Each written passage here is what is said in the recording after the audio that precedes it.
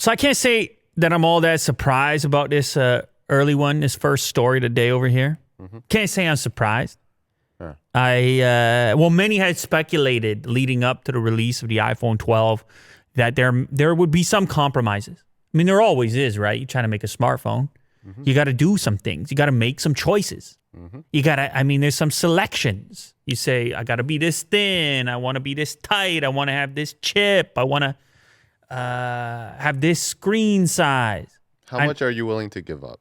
Well, that's the question. That's the question every time, isn't it? And, previously, Apple had always put a huge emphasis on thinness and lightness and kind of really compact, something you put in your hand and right away, like, oh, all right, I like that. That's kind of was a big focus. The appeal, the initial, the visceral reaction that you would have to holding one of these things.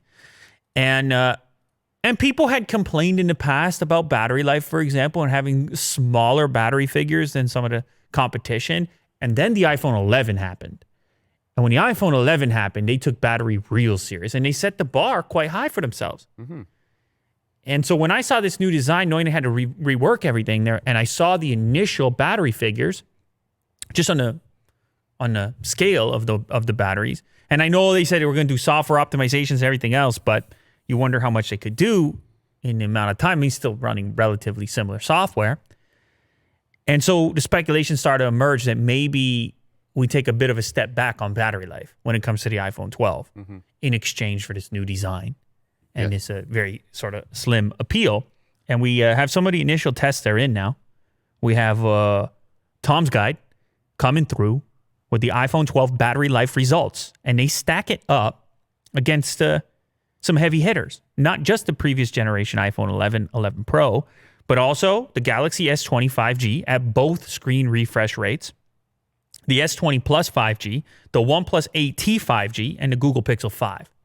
And each time with those Android devices, they did it at 60 hertz and the higher refresh for the Pixel 5 that brings it up to 90 hertz, and for the others up to 120 hertz. And within this test, here's a sort of what they put the phone through. They surfed the web continuously at 150 nits of screen brightness, launching a new site every 30 seconds until the battery was completely drained. And for the iPhone 12 and 12 Pro, they ran the test over 5G and 4G in order to determine how much of that extra drain was going to come via 5G. Now, it's important to note, Will, as we glance at these numbers, 5G, it's a new thing for Apple. They haven't, right? They don't have that 5G product. So is there a chance that over time, maybe, I don't know, software updates, optimizations? I don't know. Is there a chance this could improve? Maybe. I'm just going to put that out there. A quick little disclaimer because it's very fresh, but it doesn't look that great right now. I'm going to be honest with you. We took a step back from a 3110 milliamp hour battery in the iPhone 11 to a 2815 milliamp hour battery in the iPhone 12. And the iPhone 11, it beat the iPhone 12 even in 4G performance. You can see the iPhone 11 there, it gave you 11 hours and 16 minutes of battery life in that test that I referenced, browsing the web, doing basic stuff. The iPhone 12, on the other hand, if you're running it in 5G, it's only going to give you 8 hours, 25 minutes. And in 4G, 10 hours and 23 minutes. So actually, it took a step back in each direction. Now, do you think it will be the same if the iPhone 12 has a bigger battery? It's slightly smaller. Yeah, so what is it, like 300 milliamp hours smaller? Yeah. Yeah. Yeah. I mean, because if you look at the... Yeah, if you look at the 4G comparison, it's only, what is it, like 45 minutes difference? Yeah. Yeah. So, but here's the thing, Will. You go to 5G, and then the expectation is, for the average user, they love the upgrade. They say, okay, we're going to get faster, but they also might be assuming that they should expect similar battery life. Yes. As you know, these batteries degrade over time, and these numbers, I mean, the discrepancy gets amplified. And so one way that other manufacturers on the Android side have mitigated this 5G battery drain is by putting enormous batteries. Yeah. So, for example, let's go down to the OnePlus 8T, pulling in 10 hours and 49 minutes on 5G with a 4,500 milliamp hour battery. You see, that's how you got to get it done, especially when you don't have the same integration or potential for optimization that Apple does hardware, software. So you just got to slam a giant battery at it. And I mean, if we're talking about the S20 Plus, it's the same story. 10 hours, 31 minutes, 8 hours, 55. Of course, once again, that's 5G, 4G. Oh, no, actually, in this case, it's not 5G, 4G. It's 60 hertz, 120 hertz. All the tests are in 5G on the Android devices. That's important to note. So, of course, they get better on 60 hertz than they do on 120. So those are 5G numbers. So let me just. Could you do that? If you don't mind. If you don't mind. Essentially what we're talking about here is that a Galaxy S20 is going to give you an hour more of battery life at 60 hertz and comparable battery life at 120 hertz. A OnePlus 8T 5G is going to give you more than 2 hours better of battery life at 60 hertz running the same 5G. And it's going to give you an hour and a half better battery life at 120 hertz. So you see where I'm going here? Yeah. It's not a great battery performer for Apple for the iPhone 12 or 12 Pro. 12 Pro gives you a little bit better. It gives you about a half hour on the 5G setting there, but you're still at 9 hours for 5G performance as opposed to almost 11 hours on the OnePlus 8T. I don't know how much this matters. We're talking about a couple of hours, but as I said to you, Will, over time as these things degrade, it becomes more of an issue, battery life, depending how long you're going to hold on to the thing for. So you want to come out the gate with the best possible status. Yep. And certainly when you're paying a flagship price. Now, it's important to say, though, that some of those phones are bulkier than this new iPhone. And so some people may prefer, they may say, look, I understand I'm taking a dip in the battery because I got this super slim and trim thing. It feels like a piece of jewelry in my pocket. I'm very happy about that. Yeah. And so those people, they got to point to is what is the right amount? How much time is enough time? How important is battery life to you?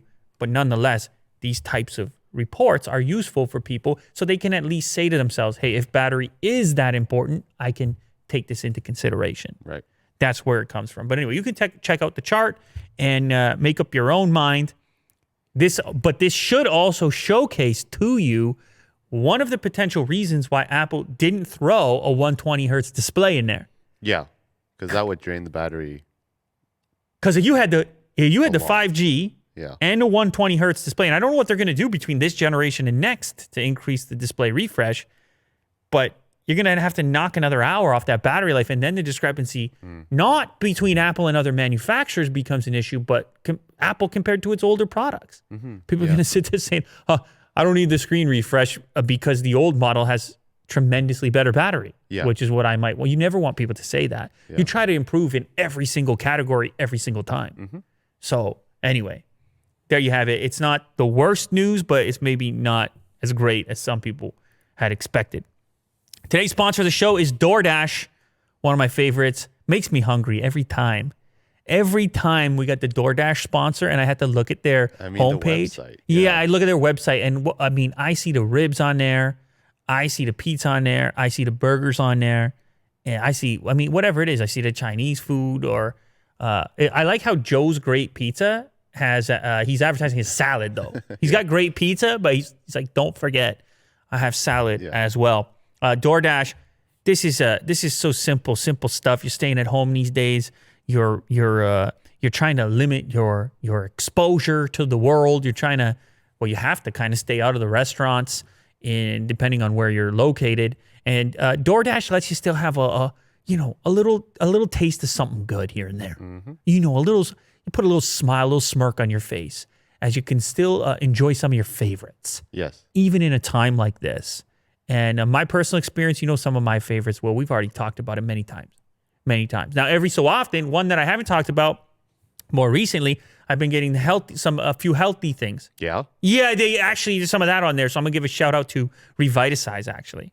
Okay. Yeah, because they can give you a smoothie. They could give you a bowl, like an acai type of bowl. Okay. Okay, but they have other things as well. Is this a sponsor within a sponsor? They're just one of the many things you can choose on. They got an almond cookie. If they're just one of the many things you can choose on there, whatever you're feeling like, you might think because when you launch the page, you might think, oh, I just got burgers and I just got ribs and stuff. No, man. You wouldn't believe everybody's there now.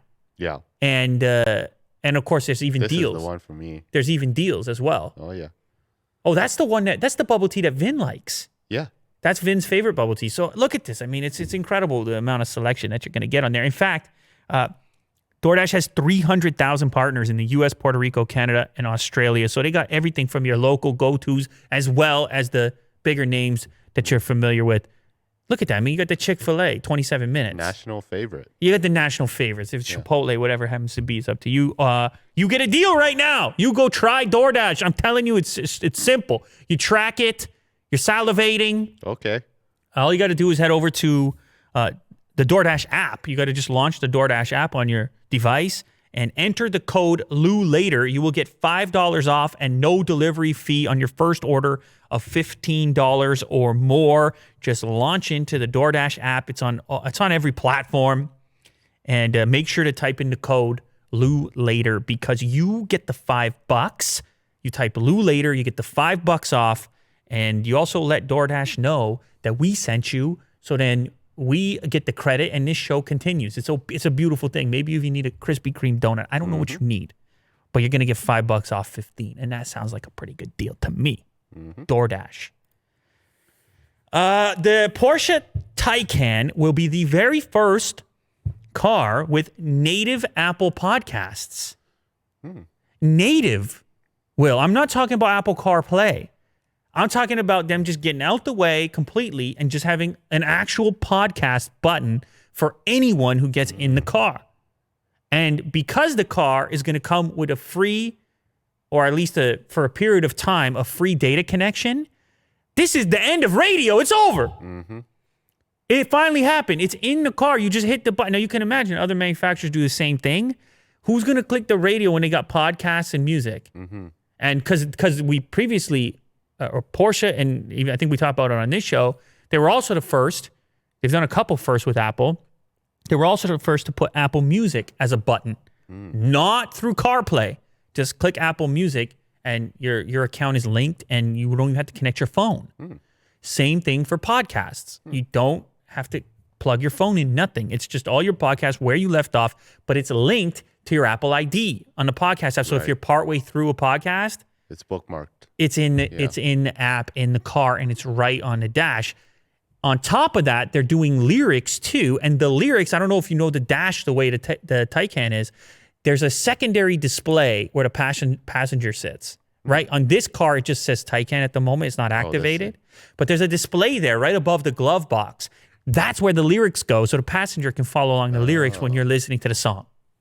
So they could sing along. Yeah, I don't know what kind of voice they have. Yeah. Your passenger, but they get a little extra entertainment over there. So this is big. It's not just big for this vehicle. It is big for the vehicle because on the Tesla side of things, they have their own interface. There's no CarPlay, no Android Auto. It's not really integrated with your device. It's its own thing when you're in there. And it kind of has to be because they're doing the thing with the autonomous and, it's a different approach. Yeah. Here, you see Porsche working with a big player, Apple, not arguably the biggest when it comes to, depending what market you're looking at, and bringing some of your favorites right to the dash. And I love this, Will. Sometimes I don't want to connect the thing. Sometimes I don't want to have a whole thing. Yeah. So I would love to see more of this happen natively right on the dash because it's quick. It remembers where you left off. It remembers what your setting was. And even as good as Bluetooth has gotten and the various CarPlay systems, when we talked about wireless Android Auto coming out, which is also going to be a great option. But this is going to encourage people to listen to podcasts who never listened to podcasts before. If for people who never linked their phone at all, never even worried about it, they're going to see that button. And Porsche hopefully rolls it out to more models, not just this one. And then because it's the same company as Audi and and whatever else, you see now podcast numbers through the roof. Willie Do through the roof. Me. Okay. Yeah, that sounds good. You specifically. I'm saying your microphone is now being broadcast to more people. That's exciting stuff. No, that's cool. I mean, never mind the AM and the FM. They just tap right in. My so sultry voice. It's actually a first, believe it or not. But hopefully we see more of it on both platforms, Apple and Android. Right on. Speaking of Apple and Google, we've talked a little bit about this relationship in the past. This is the relationship where Google just sends Apple billions of dollars. It's that relationship. I don't know if you remember, but yeah, those kinds. Yeah, they do this in order to secure the default search, the ownership over the default search when you launch the Safari web browser on your iPhone.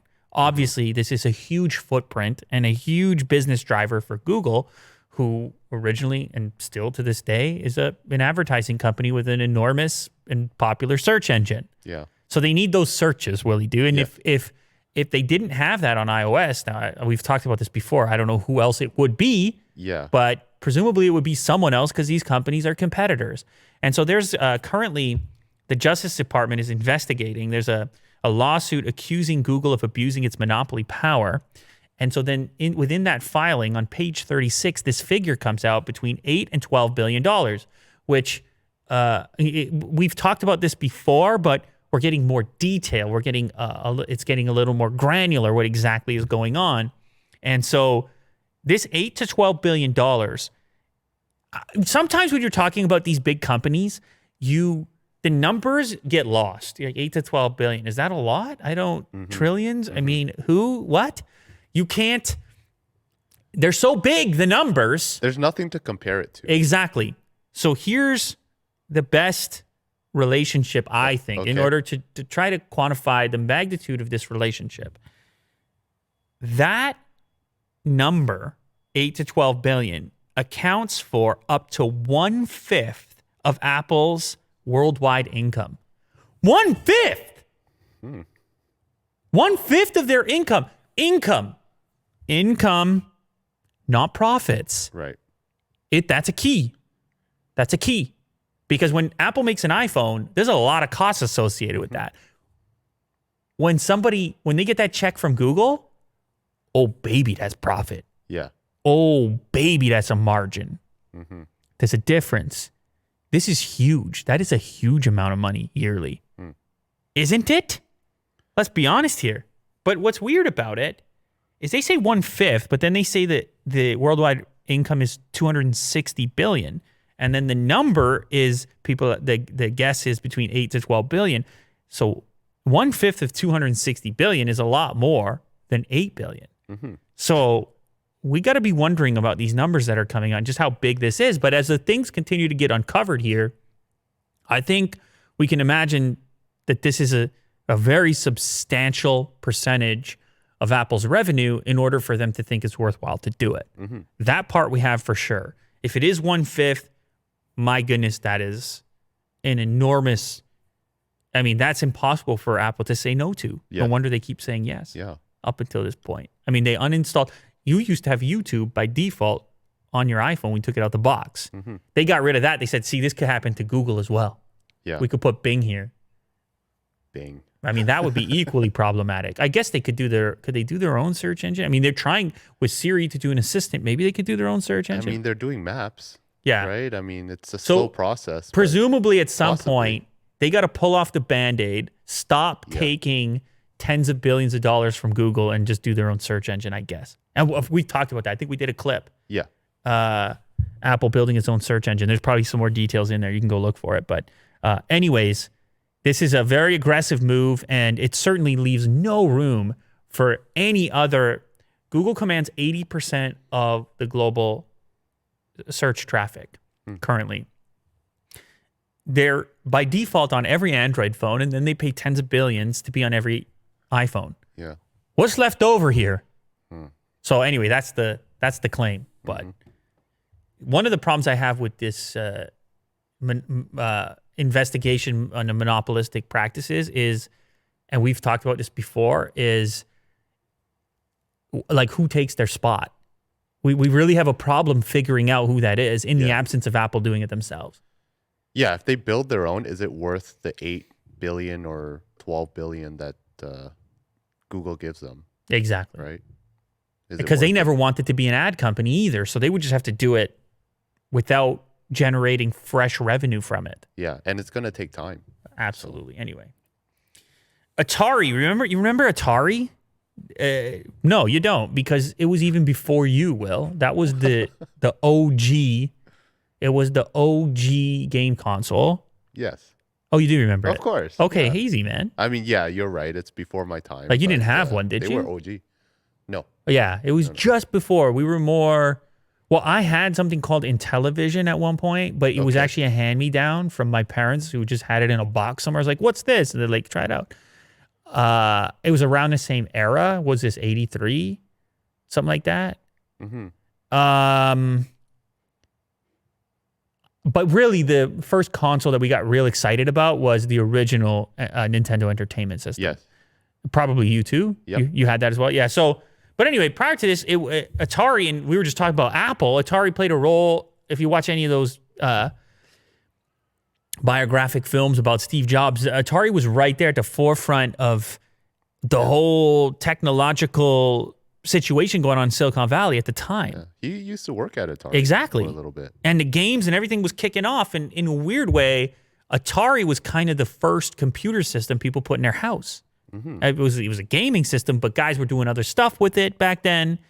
And they kind of had a jump. But of course, things didn't work out as expected. However, they're trying to make a comeback here, and they have a really interesting approach. So they're putting out this game console to compete against the current generation of game consoles. It's styled in a retro way as a kind of an homage to the original. However, the part of the approach that really surprised me, it's not just your typical retro throwback thing where they throw all the old games on it. They're doing that. You get 100 old titles on there. But then they just made it like a relatively powerful PC.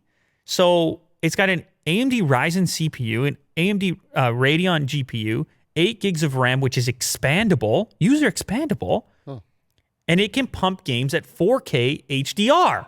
Oh, wow. What? It's also got USB 3, HDMI, and an Ethernet port for wired connections, Wi-Fi, and Bluetooth wireless connectivity. It has a classic style controller, like a joystick style controller, but then it also has a more modern controller like you would use with Xbox or PlayStation. And it comes preloaded with a Linux-based operating system, but it has a dedicated PC mode where you can install a secondary operating system like Windows and use it as a full-out computer. So it's kind of like a gaming PC from the couch that just so happens to be Atari branded and have the retro styling. Yeah, it looks really nice. It's kind of cool. Well, yeah. So it surprised me what they were able to pack into such a small form factor. And look, it's not going to be cheap. It's $389, which, as you know, I mean, that's not too far off from the upcoming game consoles from the big players. But it's also a gaming PC. But it's also a PC. Yeah. So It's a nice little package there. it's kind of interesting. Now, on top of that, within the Atari VCS operating system, which is powered by Linux, they're going to have video streaming apps, music players, web browsers, and various other applications as well. So it's kind of like a multimedia. It's like I remember in the old days, I would be building these home theater PCs. It's kind of like a home theater PC, Yeah. which also happens to play some classics. Yeah. And have that it's like right styling. beside your TV, and you're on the couch just playing. Might be a time. I don't know. It comes in black walnut, onyx black, and carbon gold. And that should be coming out shortly to compete against those other consoles. I don't know how much it competes head-to-head, but it's an interesting... Can they revive the brand? We shall see. You remember this rollable OLED TV? Will he do that? LG showed off. It was actually years ago now. They showed that off, I believe, at CES 2019. Imagine that. Yeah. CES 2019. And this was one of the first commercial products shown off that was going to be for sale that showcased what OLED was really capable of prior to the folding phones and things like that. But it never came out. It never hit the market all that quickly. You can show, hopefully there's a video clip that you can show, a quick video clip. This thing takes a 65-inch TV and rolls it into a spindle. However, when it's completely extracted from the base, it looks perfect like a TV. Here's a nice quick little clip. I mean, it looks like nothing. It looks like a piece of furniture. Yeah. When it's turned off and you turn it on, and this thing rolls up. Now, imagine in a modern atmosphere, a modern environment. Does it ever roll up? Where you're going to blow people's minds. It's actually pretty quick, too. It's not bad. And then you put it away when it's not in use, and it just rolls down. Look at this, how it turns on. I mean, that's a statement, Willie Do. You have some visitors over, some guests. They're looking around. They're like, well, nice room, but where's the TV? And you hit the button. Yeah, you have a moment, don't you? Yeah. Plus, I mean, once you pop it out, it's not just a magic trick. When they go to inspect it, it's crazy thin. It's OLED. And you know the attributes of an OLED picture. It's also going to look amazing. Mm-hmm. So you're the guy at that moment. Anyway, 65-inch rollable. It's actually available. You're actually going to buy the thing now. Finally, it has a price. And people were speculating that back then that it could be as much as $60,000 US because it is such innovative, unusual tech. However, the price is even higher than that. Yeah. 87 G's. Yeah. $87,000. Is it worth it for you to make your statement, Willie Do? Is this a sound system as well at the bottom? Yeah, it's going to have a sound system. I mean, that's impressive. All right, you're paying. Sure. You're paying 87. You're gonna blow some minds, Willie Do. Believe it or not, I think we're actually gonna do an unboxing video on this thing fairly soon. So we'll check it out in person. But how about that for a price tag? The $87,000 rollable TV. I don't know if you heard this one. Apparently, Trump's Twitter account was hacked last week, and the Dutch researcher who hacked him just guessed his password. No fancy tactics. Apparently, it was the fourth try. And you want to know what the password was? It was MAGA 2020 ! Oh, wow. Well, that's what he says. Now, for the record, Twitter says this never happened. Twitter says, nah, we got tons of security measures. You never did this. This guy obviously is stating otherwise. He says that after he had hacked and been in there, he tried to warn people, I think including maybe the FBI. And then shortly after, 2-stage was turned on and he was kicked out. So he thinks Twitter's, I guess, just trying to cover it up. Like, we're not that susceptible because they had the bad hack news prior to that. So maybe this, I don't know, because apparently they were supposed to have all these extra measures. The crazy part here is apparently this guy claims to have guessed the password back in 2016 as well. At that point, the password was "you're fired," which was from The Apprentice show in 2016. So he claims he's just so good that he can keep guessing Trump's password. But I don't know. I don't know where I stand on this story because I do also find it hard to believe that there wouldn't be 2-stage on it. Like by default, like I wouldn't be surprised. Yeah. I can't imagine Jack Dorsey and everybody at Twitter letting Trump's account not have 2-stage on it. Mm-hmm. That just doesn't make any sense. Yeah, well, maybe Trump has too many phones and then he has to log in and then it's just... He's mad really at the 2-stage? Yeah. I would think it would be a non-negotiable 2-stage. The level of influence and the profile of the account. Yeah. Even if it's a back-end 2-stage where somebody at Twitter has to type it in and verify because they would know, Trump's not in Amsterdam right now. Yeah, yeah. I don't know. But anyway, this guy claims that the CIA reached out to him and thanked him, apparently. Let's see what it says. So he tries to warn others. Trump's campaign team, he tried to warn Trump's family. He sent messages via Twitter asking if someone will call to Trump's attention the fact that his Twitter account is not safe. He tagged the CIA, the White House, the FBI, Twitter themselves, and got no response. A day later, he noticed that 2-step verification had been activated on Trump's account. And at some point, the CIA apparently reached out to him, at which point they thanked him for bringing this security issue to their attention. So, I don't know. You can believe whatever you want. I find it hard to believe, but the guy is very adamant himself that he was in there and he had access, and it just brings up the whole conversation again, especially with an election coming up, about how important these Twitter accounts are and how fragile the whole thing is. If somebody goes in there with their own intent and agenda and they actually gain access, this stuff becomes news so fast you wouldn't have had the time to pull it back, whatever the person said. Yes. So it really gets you thinking. But Twitter's official statement, they've seen no evidence of this man having had access. That's the official line on it. Remember that guy, the Starman? He left on that rocket, Elon Musk's Starman. He was going into orbit, and With the he was- Roadster. Yeah, he's in the Roadster at the end of the rocket, and Yeah. he looks like an astronaut kind of suit Yeah. on, and he's holding the steering wheel, and then it says "Don't panic" in the dash, and it was kind of just a fun thing at the time. Well, we have some news about that guy. That guy's really far away now, as you might imagine, Yeah. and That guy. recently away. he passed as close as ever to Mars. 2 years later, the Falcon Heavy upper stage and the vehicle at its tip are making their second trip around the sun. And the Starman passed 4.6 million miles from Mars at 2:25 a.m. October 7th, which is 19 times the distance from Earth to the moon and 35 times closer than anyone on Earth has ever gotten to Mars. So I know he's not a real person, but he's closer to Mars than Elon's Yeah. ever been. He's making moves. Yeah, he's that one. making moves. Good on him.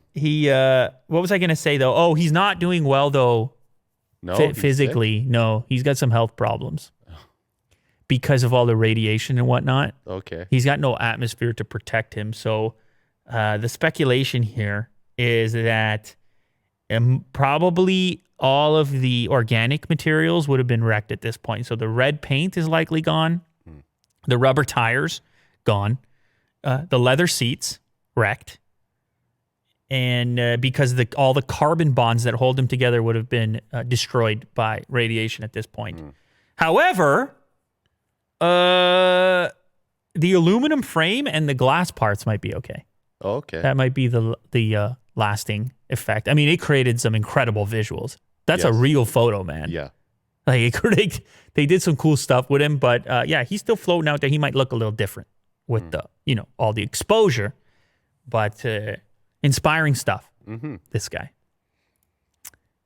I don't know if you saw this one. I know you love the neural stuff. I know you're big on the deep fakes. I know this is just you're into it. Yeah.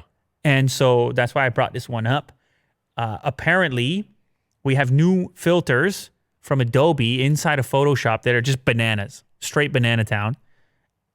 They're called Adobe's neural filters, and just very easily, even on pretty straightforward image, low res rip that you grab from Google Images, you can do some amazing stuff in a couple of clicks, in a couple of minutes. No crazy running it through these intensive processes, but just in real time within the app, you can do, well, for example, what this guy did here, he took 40 years off of Joe Biden real quick. Yeah. As you can tell. I don't know if you think it's convincing or what. I mean, it does. It doesn't really look like Biden, but it looks like a younger version. It looks like a younger CG. version. Well, so this guy showing off, this is via Petapixel. He took a portrait of Biden at 77 years old, and he used Adobe Photoshop's neural filters, which he moved the age and hair sliders. That's the sliders you got inside of Photoshop. Yeah, fully customizable. Crazy. Just age slider. Yeah. Amazing. Now, this was first shown off with the baby that was looking the wrong way. And then they just shifted the eyes, and you were like, whoa. Well, this one, it was age and hair sliders, removed skin blemishes, wrinkles, and increased the density of hair, which is what you would do. And then the image is sent to the cloud for processing. And in about 2 minutes, it spits out the 40-year younger version of Joe Biden. So it's not quite to the level of deepfakes, but the process of deepfakes, obviously, tremendously more resource intensive for the time being. This, on the other hand, accessible to anyone quickly to be able to go in there and really, shift reality ever so slightly. We've seen the automated versions of this, right, on smartphones with the selfie filters and things and the smoothing and stuff, but this takes it to another level. For sure, yeah. I mean, with photos, retouching and everything, I mean, it could be just one click and then you're good. One click. Photographies will be happy. You set up your whole script. Yeah, One click. Photographers. Ta ta ta ta ta ta ta. Boom. Yeah. Lovely. What age is anyone in the future? Whatever age they want to be. Instagram. Incredible. Everyone's young. What are you really looking at? What are you really seeing? If these get good enough, man. I heard You know what's crazy? Oh, Can I okay. just say something Yeah. just before you say that?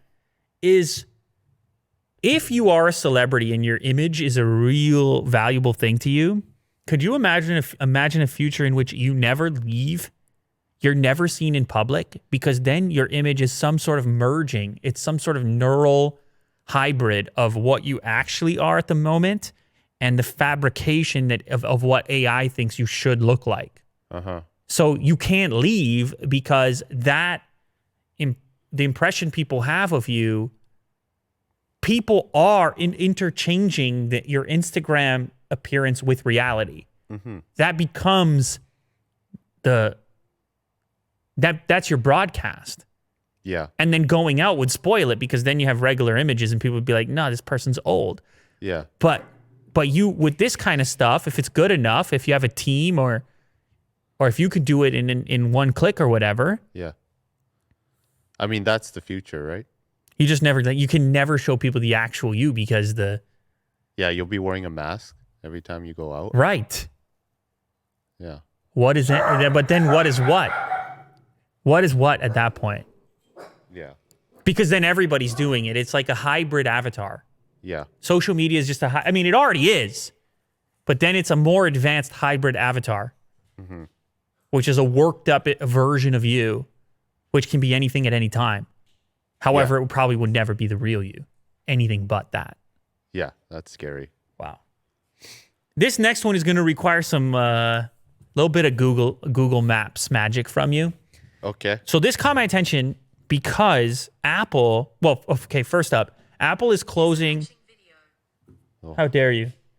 Apple is Watching us. closing, yeah, watching us for sure. And they're closing a store in Minneapolis, which is, it's not the biggest deal. I was curious because Apple usually goes into the really affluent areas for the retail. You're not going to find Apple in a rundown location for the most part. So when they close down a store, you're curious if there's a reason, if they're opening another store, if it's a temporary thing. They just don't do it that often because there's usually not much reason to. Well, this store in uptown Minneapolis is just closing for good. They're not moving it. They're just done with it.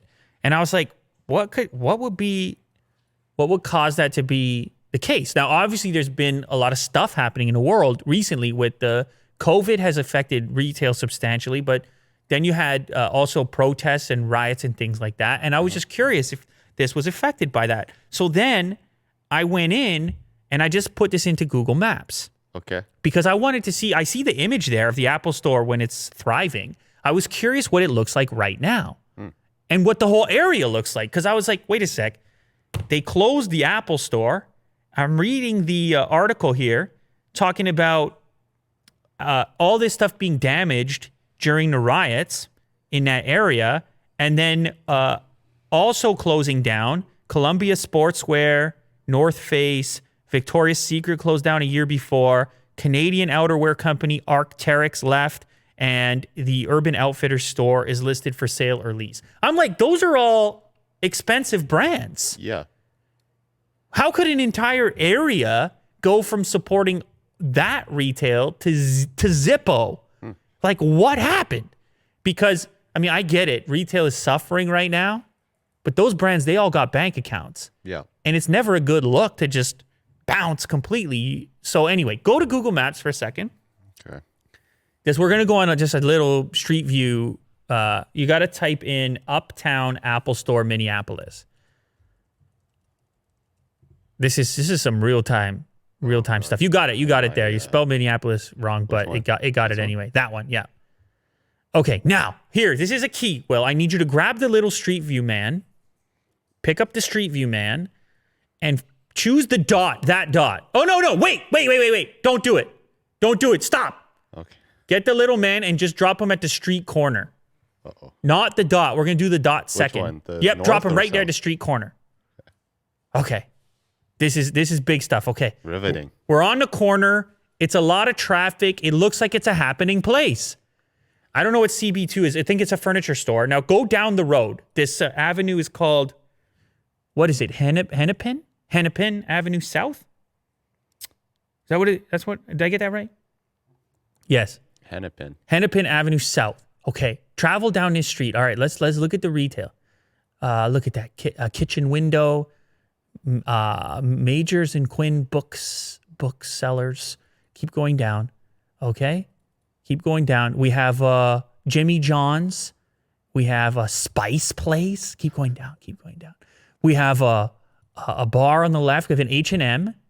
All right, we have an old theater, which looked like it was ready for a revamp at the time. You could do something cool there, right? You have the Apple Store, obviously, looking great. Yeah. Fully open glass. You have Columbia Sportswear just next to the Apple Store, right? Keep going a little bit. You have the North Face over there. Timberland is on the other side.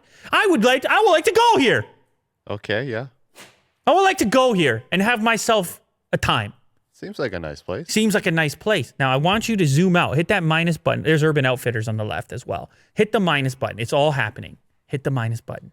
I want to show you what 2020 looks like. Hit the X up top. Hit the X up top. Now, I want you to grab the little man.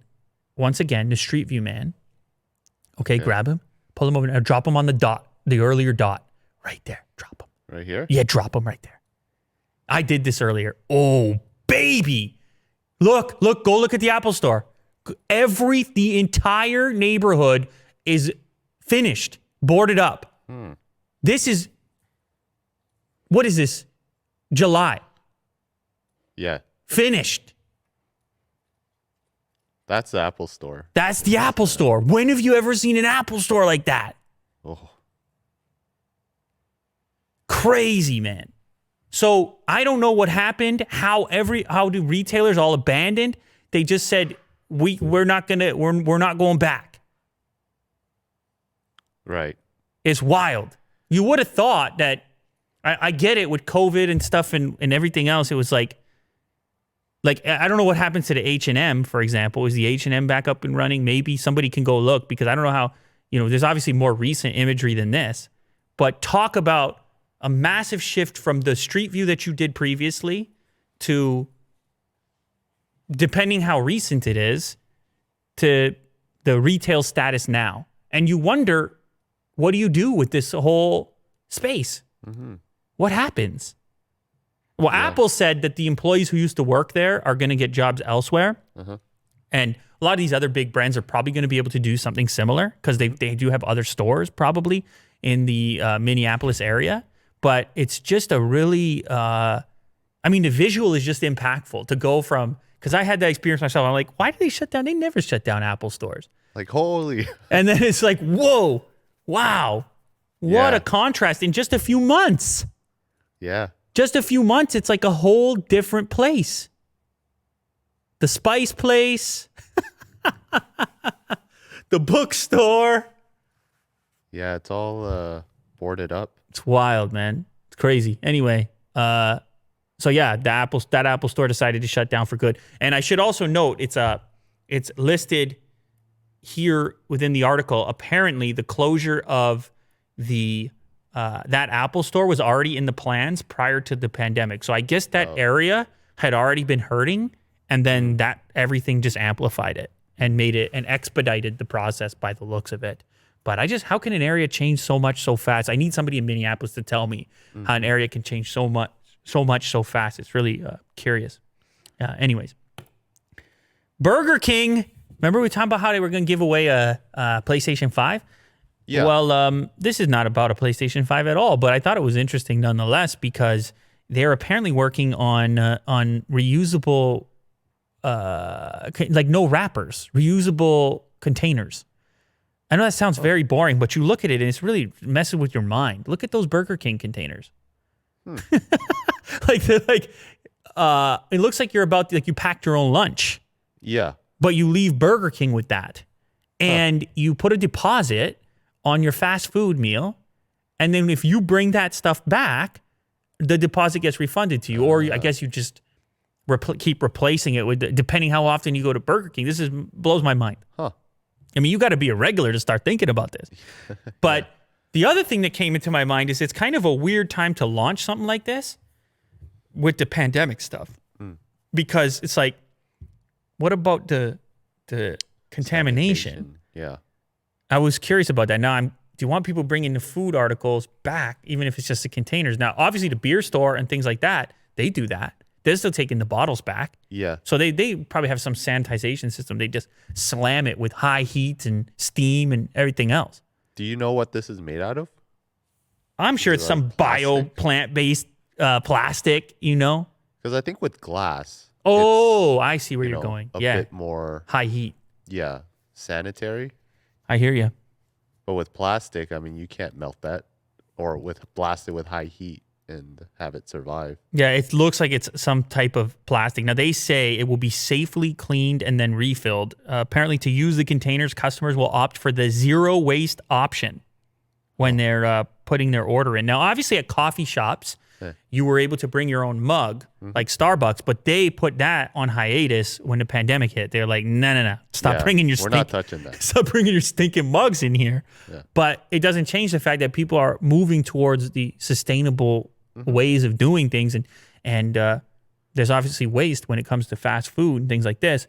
The program is going to roll out in NYC, Tokyo, and Portland in 2021. So it's not immediate.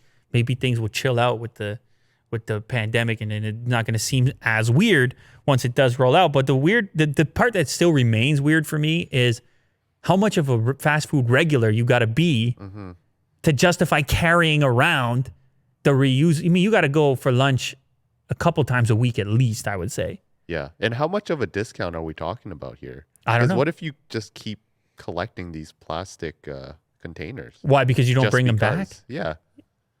Oh, God. Well, then the whole thing's out the window. Like because if the discount is like like 50 cents or something. Right. Is it worth it for them to just bring like these containers back? Dude, I don't even bring back my beer bottles or beer cans. Like I just put them into recycling. Yeah. So, but it's a tough one. Yeah. That's a tough one. I know. See, with beer cans and bottles, they recycle well as well because you have the aluminum and the glass. But you're right, it's another plastic product, so it's a bit hit and miss. I think if you're going to pick it up, you really got to be committed that you're going to bring it back. Yeah. Never mind the money, but also from an environmental standpoint, if you're like, yeah, zero waste, and then you throw that out, that's way worse than the flimsy paper. Yeah. So you got to be real committed to the environmental situation. Would you use this though? No, because I don't go to fast food. Fast food for me would be once in a while. What if you had no choice? Would you just like, okay, fine, I'll take it? What do you mean? Like we're out of the regular wrapper? Yeah, we have this box instead. No, I would throw. I doubt it. I got so many containers already at my house. I mean, like, would you eat from it, knowing that? It's from a recycled? Sanitation? Oh, I'm sure they'll figure out the It would be a nightmare. They'd be sued if somebody got sick from that. Would you be the first one? That's right. I'm on the front of the line. All right, last one here. Apparently, Adidas is reportedly selling Reebok. They bought Reebok all the way back, I think, 2005 for $3.8 billion. Since then, the brand it's been tough, man. The brand has been losing money. They don't know what to do with the brand. Oh. They try to get into the, the CrossFit market. They were like, we're going to be the CrossFit brand. And I think they had some level of success with that. But how is CrossFit doing right now? There's a lot of struggles right now for a number of reasons. I mean, they have the UFC, right? They did the UFC thing, but they took so much heat with the UFC. Like, how many jerseys did they sell? I mean, did it really? Yeah. It was tough because Adidas, they didn't want to dip into their thing. They had the Ultra Boost going on, and they were just killing the game in all kinds of areas. And how much do you let Reebok into that versus force that brand to carve out its own thing? Well, anyway, there's been problems, and apparently a lot of investors and board members and whoever else have been trying to get Adidas to just get rid of Reebok, cut its losses. Reebok revenues were down 42%. In the U.S. market in the midst of the coronavirus pandemic. So way down. And you remember, you and I were talking how Nike actually did okay in the pandemic. Nike was online. The online, they were able to shift people to the online. Yeah. And they were okay in China and all the rest of it. Yeah. And, well, China kind of got over the pandemic stuff before everyone else, so that may have helped as well. But Nike they were okay. They're like, all right, pandemic, we'll figure it out. We'll do it online.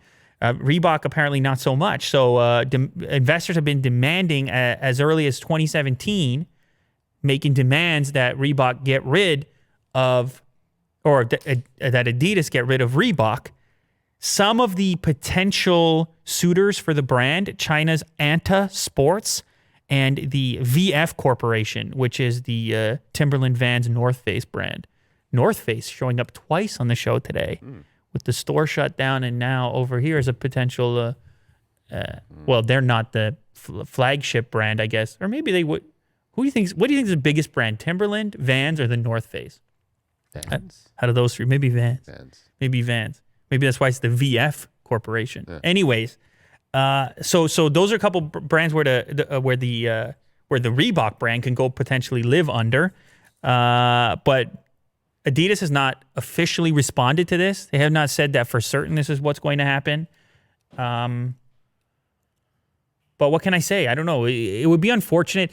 I have memories of the Reebok brand. Reebok was cool at one moment. Reebok had the Iverson shoes, right?